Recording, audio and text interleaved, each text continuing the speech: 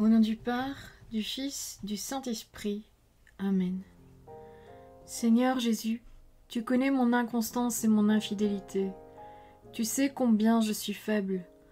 Alors je demande en ton nom que notre Père céleste envoie son Esprit pour que quotidiennement je puisse entreprendre la lecture du catéchisme de l'Église catholique et que mon cœur s'ouvre à la tradition enseignée par ton Église, ma mère. Que je puisse ajuster toutes mes actions et mes œuvres à son enseignement. Mon Jésus, avec confiance j'abandonne la constance et la fidélité de toute la démarche entre tes mains.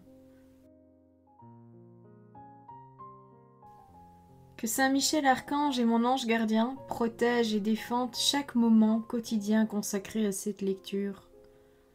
Maintenant, avec toi et par ta voix, disons: Notre Père, qui es aux cieux, que ton nom soit sanctifié, que ton règne vienne, que ta volonté soit faite sur la terre comme au ciel. Donne-nous aujourd'hui notre pain de ce jour. Pardonne-nous nos offenses comme nous pardonnons aussi à ceux qui nous ont offensés. Et ne nous laisse pas entrer en tentation, mais délivre-nous du mal. Amen. Ensemble, mon Jésus d'amour, saluons notre sainte maman, la Vierge Marie.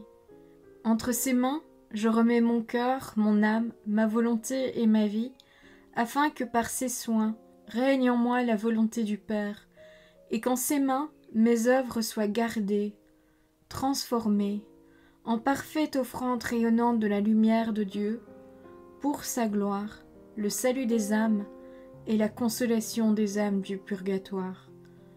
Je te salue Marie, comblée de grâce. Le Seigneur est avec toi, tu es bénie entre toutes les femmes, et Jésus, ton enfant, est béni. Sainte Marie, Mère de Dieu, prie pour nous, pauvres pécheurs, maintenant et à l'heure de notre mort. Amen. Je te salue Marie, comblée de grâce, le Seigneur est avec toi. Tu es bénie entre toutes les femmes, et Jésus, le fruit de tes entrailles, est béni. Sainte Marie, Mère de Dieu, prie pour nous, pauvres pécheurs, maintenant et à l'heure de notre mort. Amen. Je te salue Marie, comblée de grâce, le Seigneur est avec toi, tu es bénie entre toutes les femmes, et Jésus, le fruit de tes entrailles, est béni. Sainte Marie, Mère de Dieu, prie pour nous pauvres pécheurs, maintenant et à l'heure de notre mort. Amen. Ô Saint-Esprit, par l'intercession du cœur immaculé de la Sainte Vierge Marie, et par le cœur chaste de Saint Joseph, donne-moi un cœur doux, humble, pur, miséricordieux et charitable. Rends-moi docile à tes célestes inspirations, et prompte à y répondre. Que mon cœur enflammé de ton amour soit en toutes ses œuvres dans la volonté du Père, œuvrant ainsi sous ton joug léger et joyeux. Père céleste, je fais ces demandes par les mérites, les œuvres et les souffrances de Jésus-Christ, ton Fils bien-aimé. En mon nom, au nom des âmes de ma famille, au nom des âmes de mes proches, au nom des âmes qui se sont recommandées à mes prières, au nom des âmes constituant ta Sainte Église, le pape, les cardinaux, les évêques, les prêtres, les religieux et religieuses, les laïcs, au nom des âmes qui ne te connaissent pas, des âmes des païens, des âmes des hérétiques, des âmes des apostats et des âmes froides. En tout temps, dans les siècles des siècles. Amen. Liturgie et culture. Numéro 1204. La célébration de la liturgie doit donc correspondre au génie et à la culture des différents peuples. Pour que le mystère du Christ soit porté à la connaissance de toutes les nations, pour les amener à l'obéissance de la foi.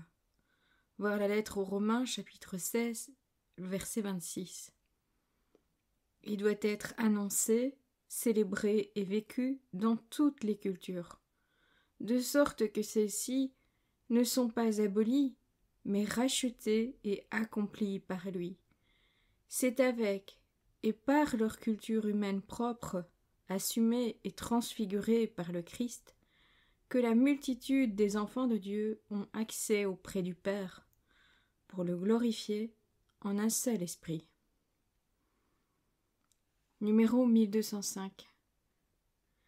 Dans la liturgie, surtout celle des sacrements, il existe une partie immuable, parce qu'elle est d'institution divine, dont l'Église est gardienne, et des parties susceptibles de changement, qu'elle a le pouvoir et parfois même le devoir d'adapter aux cultures des peuples récemment évangélisés. Numéro 1206. La diversité liturgique peut être source d'enrichissement. Elle peut aussi provoquer des tensions, des incompréhensions réciproques et même des schismes.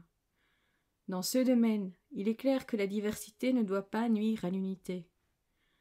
Elle ne peut s'exprimer que dans la fidélité à la foi commune, aux signes sacramentels que l'Église a reçus du Christ, et à la communion hiérarchique.